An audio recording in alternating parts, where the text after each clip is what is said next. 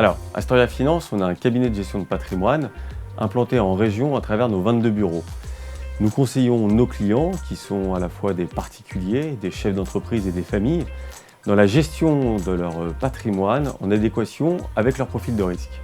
Alors, notre palette de solutions est diverse. Nous conseillons à la fois des contrats d'assurance vie, contrats de capitalisation, compte titres, SCPI, pierre papier, mais également immobilier direct, private equity et produits retraite comme le Perrin.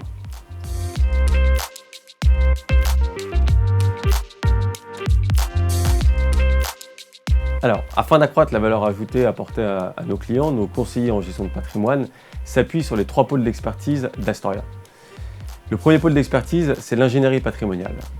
Un conseiller en gestion de patrimoine chez Astoria s'appuie sur un ingénieur patrimonial pour l'accompagner lorsqu'il est confronté à une problématique de donation, de transmission et ou de succession. Le deuxième pôle d'expertise, c'est le pôle gestion d'actifs. Nous avons 5 personnes en interne qui sélectionnent les OPCVM sur lesquels nous investissons nos clients et qui suivent ces OPCVM dans le temps afin de préconiser au moment opportun un arbitrage ou bien même un désinvestissement. Le troisième pôle d'expertise, c'est le pôle d'expertise immobilière qui a pour but de sélectionner partout en France des opportunités d'investissement en immobilier. Chez Astoria, nous sommes des conseillers en gestion de patrimoine de terrain. C'est pour cette raison que nous avons nos 22 bureaux implantés en France pour être au plus proche de nos clients. Nous croyons en la digitalisation, nous pensons que la digitalisation est un élément très important dans le processus de souscription, mais également pour accroître et pour rendre encore plus efficient la relation client, mais nous voulons maintenir cette relation conseiller en gestion de patrimoine et client.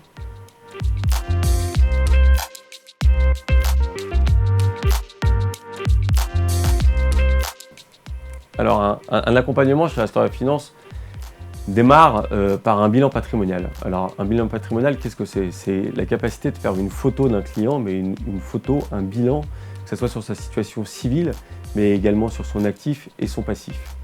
Ensuite, c'est important de déterminer les objectifs du client. Est-ce que son objectif est de transmettre son capital, de le faire fructifier, de préparer sa retraite?